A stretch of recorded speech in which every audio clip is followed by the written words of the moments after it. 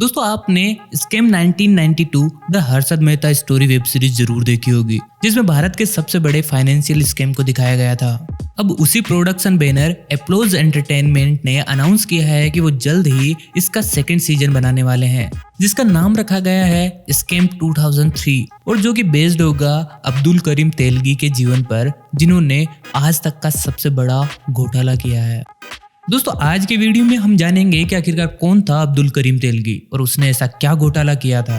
दोस्तों वीडियो शुरू करने से पहले आप सभी से रिक्वेस्ट है कि चैनल को जरूर सब्सक्राइब कीजिए और ये बेल आइकन दबाना ना भूले, ताकि नए आने वाले वीडियोज आपको सबसे पहले मिले। दोस्तों इस कहानी की शुरुआत होती है 1961 में कर्नाटक के बेलगाम जिले के खानापुर गांव के रेलवे स्टेशन से। खानापुर रेलवे स्टेशन पर काम करने वाले चतुर्थ श्रेणी कर्मचारी के घर जन्म हुआ अब्दुल करीम तेलगी का। अब्दुल का बचपन खत्म ही नहीं हुआ था, उससे पहले किसी कारणवश उसके पिता की मृत्यु हो गई। अब्दुल के 2 और भाई थे। तीनों भाई उसी रेलवे स्टेशन पर सब्जी और फल का ठेला लगाने लगे। उस समय खानापुर रेलवे स्टेशन पर कोई 10-12 ट्रेन रुका करती थी और उन्हीं के भरोसे उनकी रोजी रोटी चला करती थी। उसी सब्जी के ठेले पर काम करते हुए अब्दुल करीम तेलगी को समझ आ चुका था कि पैसा लाइफ के लिए कितना इम्पोर्टेंट है। उसे लगा था कि बीकॉम कंप्लीट करने के बाद उसके पास अच्छा खासा पैसा आ जाएगा, लेकिन वही हुआ जो हर किसी कॉलेज ग्रेजुएट के साथ होता है। बीकॉम कंप्लीट हो जाने के बाद अब्दुल बेरोजगार घूम रहा था। फिर उसे किसी ने राय दी कि तू मुंबई चला जा। सपनों के शहर मुंबई में ना तो कोई भूखा सोता है, ना ही कोई बेरोजगार रहता है। यही बात मानकर 1980 में वह माया नगरी मुंबई चला आया। यहाँ पर उसे फिलिक्स इंडिया नाम की कंपनी में सेल्स एग्जीक्यूटिव का जॉब मिला, लेकिन तेलगी कंपनी में अपने टारगेट्स ही पूरे नहीं कर पाया और परफॉर्मेंस ठीक नहीं होने की वजह से उसे कंपनी से निकाल दिया गया। इसके बाद उसने दूसरी जॉब पकड़ी साउथ मुंबई के किशन गेस्ट हाउस में मैनेजर की। लेकिन अब्दुल करीम तेलगी को जॉब सेटिस्फेक्शन नहीं था, उसे चाहिए था पैसा, ढेर सारा पैसा। उस समय देश में खाड़ी देशों में जाने का बहुत ही ज्यादा ट्रेंड था। उसने लोगों को वहां जाते देखा और आते वक्त ढेर सारा भर भर के पैसा लाते देखा। उसने भी वहां जाने का प्लान बनाया और थोड़े दिनों बाद में पहुंच गया सऊदी अरेबिया। यहाँ पर भी उसने कई जॉब और कंपनियां बदली, लेकिन जॉब सेटिस्फेक्शन यहाँ पर भी नहीं थी, ना ही उतना पैसा था जितना वह सोच कर आया था। करीब 7 साल काम करने के बाद वह भारत वापस लौट आया। वापस आने के बाद उसे कई ऐसे लोग मिलते थे जो उसे प्रोसेस पूछते थे कि आखिरकार सऊदी अरब कैसे जाया जाए। क्योंकि पासपोर्ट बनाने की प्रक्रिया थोड़ी लंबी और जटिल हुआ करती थी, तो लोग उससे मदद मांगने आने लगे। धीरे धीरे वो एक ट्रेवल एजेंट बन गया और लोगों को मिडिल ईस्ट भेजने का काम करने लगा। उसके पास कई ऐसे लोग भी आने लगे जिनके पास प्रॉपर डॉक्यूमेंट नहीं होते थे फॉरेन जाने के लिए। वह उनसे थोड़ा एक्स्ट्रा पैसे लेता और उनके फेक डॉक्यूमेंट बनवा कर उनके पासपोर्ट भी बनवा देता था। धीरे धीरे उसके पास ऐसे लोगों की तादाद बढ़ने लगी जो फेक पासपोर्ट बनवाना चाहते थे। इस काम को संभालने के लिए उसने एक कंपनी भी बना दी। नाम रखा उसका अरेबियन मेट्रो ट्रेवल्स, जो लोगों के फेक डॉक्यूमेंट बनाकर उन्हें विदेश भेजा करती थी। कुछ ही सालों में बहुत सारे लोगों को ये विदेश भेजने में कामयाब रहे। इसी वजह से इमिग्रेशन ऑफिसर्स को इस कंपनी द्वारा भेजे गए लोगों पर शक होने लगा। जल्दी इमिग्रेशन ऑफिसर्स अब्दुल करीम तेलगी को रंगे हाथ पकड़ने में कामयाब रहे, जिसके बाद 1991 में उसे जेल भेज दिया गया। साल 1991 वही साल था जिसमें हर्षद मेहता का स्कैम सामने आया था और जल्द ही हर्षद मेहता का स्कैम किसी और एक व्यक्ति को इससे भी बड़ा स्कैम करने लायक बनाने वाला था। अब्दुल करीम तेलगी की यह पहली जेल यात्रा थी। उसे वहां पर और भी धुरंधर लोग मिले जो अपने तरीके से कई कांड करते थे और कई बार जेल आ चुके थे, जो तेलगी जैसे नए लोगों को समझाते थे कि कैसे जुर्म किया जाए और उनसे कैसे साफ बचा जाए, और ये भी बताते थे कि कैसे पॉलिटिकल सपोर्ट और पुलिस का सपोर्ट मिलता है। वहीं पर तेलगी की मुलाकात हुई रतन सोनी नाम के व्यक्ति से। रतन सोनी स्टॉक मार्केट से रिलेटेड डील्स करता था, या फिर कहें स्टॉक मार्केट से रिलेटेड फ्रॉड करता था, और इन्हीं फ्रॉड्स की वजह से वो जेल आया हुआ था। वह पहले भी कई बार जेल आ चुका था और उससे कई धंधों का नॉलेज था। तेलगी का अब एक नया दोस्त बन गया था रतन सोनी, जिसने उसे समझाया था कि स्टाम्प एक ऐसा धंधा है जिस पर सरकार की नजर नहीं होती। हर्षद मेहता के शेयर घोटाले के बाद तो शहर भर में स्टाम्प की किल्लत हो गई थी। दोस्तों आपको बता दें कि स्टैम्प पेपर एक फुल स्केप साइज का पेपर होता है, जिस पर सरकार द्वारा विशिष्ट मूल्य के रेवेन्यू स्टैम्प प्रिंट किए जाते हैं, जैसे 10 रुपए, 20 रुपए, 50 रुपए, 100 रुपए, 500 रुपए। स्टैम्प पेपर का उपयोग पावर ऑफ अटॉर्नी, वित्तीय सौदे, कॉन्ट्रैक्ट, एफिडेविट, घोषणाएं आदि जैसे समझौते करने के लिए किया जाता है। किसी भी देश में महत्वपूर्ण दस्तावेज तभी मान्य होता है जब उन्हें राज्य के कानून द्वारा निर्धारित मूल्य के स्टाम्प पेपर पर किया गया हो। स्टैम्प पेपर छापने के लिए एक सरकारी एजेंसी बनी हुई है और हर एक स्टैम्प बेचने पर सरकार को एक फिक्स रेवेन्यू मिलता है। जब दोनों जेल से बाहर आए तो दोनों ने मिलकर फेक स्टैम्प खरीदकर बेचने का धंधा शुरू कर दिया। 1994 में उन्होंने स्टैम्प बेचने का लाइसेंस भी ले लिया, लेकिन तेलगी को अब लगने लगा था कि उसे फेक स्टाम्प खरीद कर बेचने में कुछ परसेंटेज का हिस्सा ही मिलता है। तो उसने सोचा कि क्यों ना हम खुद ही प्रिंट कर फेक स्टाम्प बेचने लगे। उसे पता चला कि नासिक में सरकारी प्रिंटिंग प्रेस में स्टैम्प प्रिंट होते हैं। यहाँ पर प्रिंटिंग मशीन्स में जब खराबी हो जाती है तो उन्हें कबाड़ी में बेच दिया जाता है। उसने वहां के सरकारी कर्मचारियों से सेटिंग की और कर्मचारियों ने एक मशीन के बारे में नीलामी का नोटिस निकाला, जिसमें कहा गया कि ये मशीन खराब है और सरकारी तय मानकों के अनुरूप नहीं बनी, इसलिए इसकी नीलामी की जाए। अब्दुल करीम तेलगी ने इस नीलामी में सबसे ज्यादा पैसों की बोली लगाकर इस मशीन को खरीद लिया। ये स्टाम्प पर सिक्योरिटी फीचर प्रिंट करने वाली मशीन थी। तेलगी ने थोड़ी सी और सेटिंग की तो उसे स्टाम्प पेपर के पॉजिटिव मिल गए, जिनसे प्रिंटिंग के लिए प्लेट बनती थी। 10 रुपए का स्टैम्प पेपर हो या 10,000 का, छापने की टेक्निक सेम होती है, इसलिए एक ही मशीन से करोड़ों रुपए के स्टैम्प पेपर छापे गए। एक गजब की बात यह है कि आज तक कभी कोई नहीं जान पाया कि उसने वो फर्जी पेपर कहाँ छापे।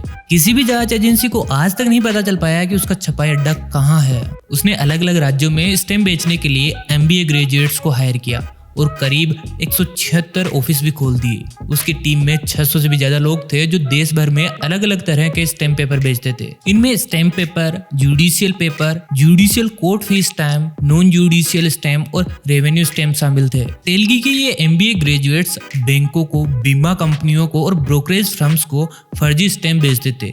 इसके लिए वे साम दाम दंड भेद का उपयोग किया करते थे और आपको जानकर हैरानी होगी कि उनकी एक महीने की तनख्वाह करोड़ों रुपए में थी। तेलगी ने मनी लॉन्ड्रिंग का बिजनेस भी स्टार्ट किया था, लेकिन स्टैम्प पेपर्स में ही उसे इतना पैसा मिलने लग गया था कि उसने ये बिजनेस बंद कर दिया और धीरे धीरे उसने ये बिजनेस 18 राज्यों में बढ़ा लिया था। सबसे हैरानी वाली बात तो कर्नाटक में हुई, जहां एक साल ऐसा भी आया कि जब सरकारी प्रिंटिंग प्रेस से एक भी स्टाम्प प्रिंट करने का ऑर्डर नहीं आया। वजह यह थी कि बाजार में फेक स्टाम्प पेपर इतने ज्यादा थे कि ओरिजिनल प्रिंट करने की जरूरत ही नहीं पड़ती थी। अब तेलगी सरकारी दफ्तरों को भी स्टैम्प बेचने लगा। वो धनबल, बाहुबल और राजनीतिक ताकत का इस्तेमाल करता था। अगर कोई उनकी बात नहीं मानता या सुनता तो उस व्यक्ति के ऊपर या नीचे बैठे शख्स के पास जाते हुए लोग और रिश्वत देकर अपना काम करा लेते। 1995 वह साल था जब पहली बार उस पर फेक स्टाम्प्स को लेकर केस दर्ज हुआ कर्नाटक में। यह स्कैम उसने कितने बड़े स्केल पर किया था, इसका अंदाजा आप इस बात से ही लगा सकते हैं कि कर्नाटक में एक छापेमारी के दौरान उसके यहाँ से 3300 करोड़ रुपए के स्टाम्प पेपर बरामद हुए। कुछ साल तो सिर्फ उसने अपनी राजनीतिक ताकत की वजह से सारे मामले दबा दिए, लेकिन धीरे धीरे उस पर दर्ज होने वाले केसों की संख्या बढ़ने लगी और 2000 आते आते तो वो फरार हो गया। पुलिस और प्रशासन दोनों पर भारी दबाव था। इसी वजह से 2001 में वह राजस्थान के अजमेर से गिरफ्तार कर लिया गया। पूछताछ के दौरान उसने एक दिलचस्प बात बताई। उसने कहा कि फर्जी स्टैम्प आजादी के बाद से ही चलन में है और मैं महज एक छोटा सा खिलाड़ी हूँ। मुझसे बड़े भी खिलाड़ी मौजूद है और ये पेपर मेरे बाद में भी चलन में रहेंगे। आप इन्हें रोक नहीं सकते। अब्दुल करीम तेलगी के जांच के लिए एक स्पेशल इन्वेस्टिगेशन टीम का गठन हुआ, जिसने जांच की तो बहुत हैरान करने वाले तथ्य सामने आए।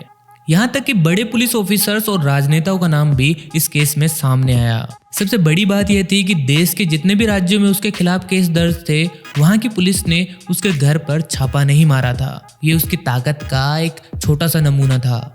लेकिन SIT के पास कुछ स्पेशल पावर था और उसने बिना किसी नेता की बात सुने उसके घर पर छापा मारा। वहां से कई महत्वपूर्ण दस्तावेज बरामद हुए। SIT ने घर वालों से भी पूछताछ की। जब SIT ने तेलगी के बारे में पूछा कि उससे लास्ट टाइम बात कब हुई थी, तब SIT वाले सुनकर हैरान हो गए जब उसकी बेटी ने कहा कि पापा से तो कल ही बात हुई थी। SIT वाले भी सोचने पर मजबूर हो गए कि इतनी कड़ी सुरक्षा के बावजूद भी वह रोज घर वालों से बात कर रहा है, वो भी इतनी आसानी से। बस फिर क्या था, SIT ने जेल में बंद तेलगी के फोन टेप करना शुरू कर दिए। SIT वालों की हालत तब ज्यादा खराब हो गई जब पता चला कि पूरा पुलिस विभाग ही उसके अंडर था। राजनेता हो या नौकरशाह, सभी उसी के लिए काम कर रहे थे। स्पेशल इन्वेस्टिगेशन टीम दिन रात एक करके तेलगी के खिलाफ साक्ष्य जुटा रही थी और उनके पास करीब 100 घंटे की कॉल टेप भी हो चुकी थी। लेकिन सरकार के आदेश पर जांच CBI को ट्रांसफर कर दी गई। अन्ना हजारे इसके खिलाफ थे। उन्होंने इसका विरोध किया और कहा कि सीबीआई मामले को दबा देगी। हुआ भी यही। सीबीआई के पास जाते ही मामले की जांच सुस्त पड़ गई और इससे जुड़े कई लोग धीरे धीरे रिहा होते गए। लेकिन तेलगी के खिलाफ एसआईटी ने इतने सबूत दे दिए थे कि उसे गिरफ्तारी से नहीं बचाया जा सका।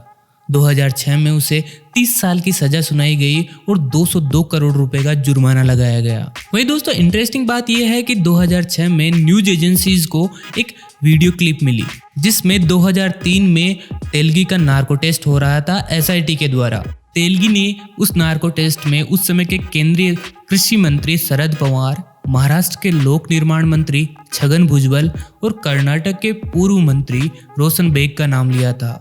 रोशन बेग ने तो नैतिक आधार पर अपनी सरकार से इस्तीफा दे दिया, लेकिन इन नेताओं से ना तो कभी सीबीआई ने ना ही किसी स्टेट की पुलिस ने पूछताछ की। हालांकि दोस्तों आज तक ये भी पता नहीं चल पाया कि आखिरकार ये वीडियो किसने लीक किया था, क्योंकि एसआईटी ने ये वीडियो सीबीआई को सौंप दिया था जब जांच सीबीआई को ट्रांसफर हुई थी। इस घोटाले को नाम दिया गया तेलगी फर्जी स्टैंप घोटाला। दोस्तों आज तक ना तो देश की किसी भी राज्य की पुलिस और ना ही सीबीआई आज तक इस बात का अनुमान लगा पाई कि ये घोटाला कितना बड़ा था और इससे देश को कितना नुकसान हुआ था। हालांकि कई न्यूज एजेंसीज का मानना है कि ये 20,000 करोड़ रुपए का घोटाला था और ये भारत के इतिहास का आज तक का सबसे बड़ा घोटाला है। 26 अक्टूबर 2017 को अब्दुल करीम तेलगी की मौत हो गई। मौत की वजह मल्टीपल ऑर्गन फेलियर बताई जा रही थी। उसे डायबिटीज और हाई ब्लड प्रेशर की समस्या थी।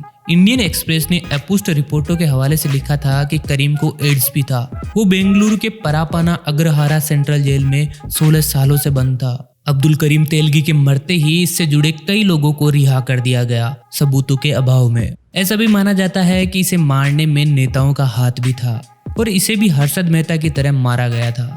दोस्तों आप क्या कहते हैं अब्दुल करीम तेलगी के बारे में? कमेंट करके हमें जरूर बताइए। और आपको क्या लगता है आखिरकार क्यों हर एक घोटालेबाज के पीछे एक राजनेता का हाथ होता ही है?